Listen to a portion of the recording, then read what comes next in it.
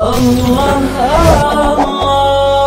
الله الله إنما المؤمنون الذين إذا ذكر الله وجلت قلوبهم وإذا تليت عليهم آياته زادتهم إيمانا وعلى ربهم يتوكلون الذين يقيمون الصلاة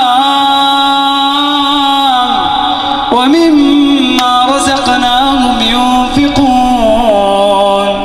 أولئك هم المؤمنون حقا لهم درجات عند ربهم ومغفرة ورزق كريم. الله عز وجل يقول إن الذين آمنوا وعملوا الصالحات لهم جنات النعيم خالدين فيها وعد الله حقا وهو العزيز الحكيم. تبارك الذي نزل الفرقان على عبده ليكون للعالمين نذيرا.